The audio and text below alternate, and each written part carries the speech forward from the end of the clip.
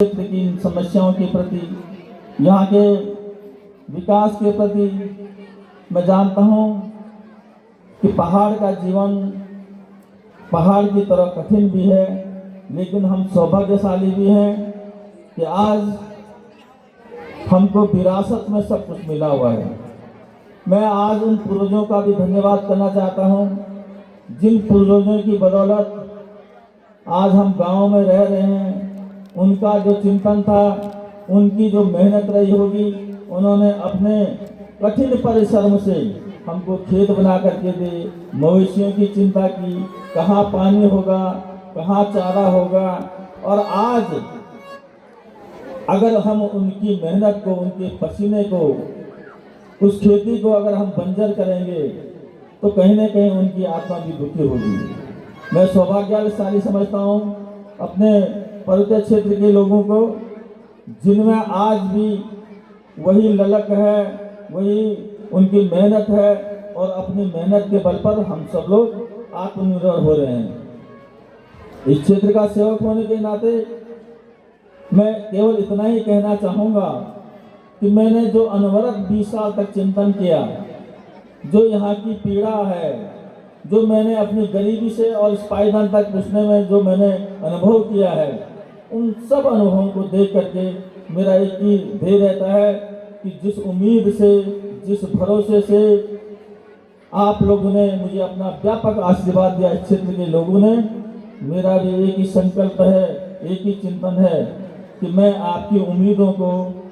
आपकी आशा को, इस क्षेत्र के विकास की दृष्टि से, यहाँ की समस्याओं के समाधान की दृष्टि से, और एक नया जुड़ाव आज के दौर के हिसाब से हम किस प्रकार इस विधानसभा को आगे ले जाएं, ये मेरा संकल्प है। और मैं समझता हूँ इस संकल्प को पूरा करने के लिए मैं आभारी हूँ अपने यशस्वी मुख्यमंत्री पुष्कर सिंह धामी जी का। जब भी मैं उनके पास गया, चाहे सड़क का मामला हो, चाहे आपदा का मामला हो, चाहे शिक्षा का मामला हो, चाहे स्वास्थ्य का मामला हो, और चाहे नए कार्यों का मामला हो, मैं जब उनके पास गया, उन्होंने मुझे निराश नहीं किया। यहाँ पर सड़कों से लेकर के, स्वास्थ्य से लेकर के, शिक्षा से लेकर के, और जो आपदा से संबंधित है, तमाम पर्यटन की दृष्टि से तमाम योजनाओं की घोषणा हुई है। और मैं समझता हूँ कि आज हमारे सामने आगामी नंदा राज जात है। इस राज जात को हमें किस प्रकार बढ़ाना है, इसके लिए मैं आज आप सब लोगों से सहयोग की अपील करता हूं। हमारे इस क्षेत्र में 25 पड़ाव हैं, जिसमें 20 पड़ाव हमारी इस विधानसभा के अंतर्गत आता है। मेरी जिलाधिकारी से भी वार्ता हुई है, मैंने अभी माननीय मुख्यमंत्री से भी अनुरोध किया है, और मैं ये समझता हूं कि जितने हमारे पड़ाव हैं, इन पड़ावों पर हमारी पड़ाव समिति बन रही है, और उस पड़ाव समिति के माध्यम से हमको उस क्षेत्र में आने वाली समस्या का, वहां पर हमको किस प्रकार की हमारी आवश्यकता है, किस प्रकार के संसाधनों की हमें जरूरत होगी, और किस प्रकार से हम अपने पड़ाव पर उस यात्रा को सफल बनाएंगे, इसकी चिंता आज हमको करनी है। मैं समझता हूं कि अगर रास्तों का मामला हो, आपको पानी की समस्या हो, आपको सरफेस पार्किंग की जरूरत हो, आपको कहां पर हमको स्थायी रूप से लोगों को ठहरने की व्यवस्था करनी है, ये सब हम लोग को चिंता करनी है। मैं आपको आश्वस्त करना चाहता हूं कि यहाँ पर देवाल में जिस प्रकार की अवधारणा थी, देवाल सबसे श्रेष्ठ मंडल रहा है, लेकिन कतिपय लोग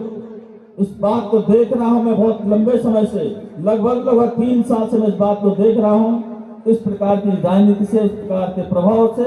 कहीं न कहीं क्षेत्र में एक बांटने वाला भाव तैयार होता है। मैं अपील करना चाहता हूं सब लोगों से, मैं आप लोगों से ये अपील करना चाहता हूं कि आज अगर विकास के दौर में अगर हम लोग एकजुटता का भाव नहीं रखेंगे, हम लोग आपस में बंटने का काम करेंगे, तो निश्चित रूप से उससे क्षेत्र के विकास में कहीं न कहीं बाधा पड़ेगी।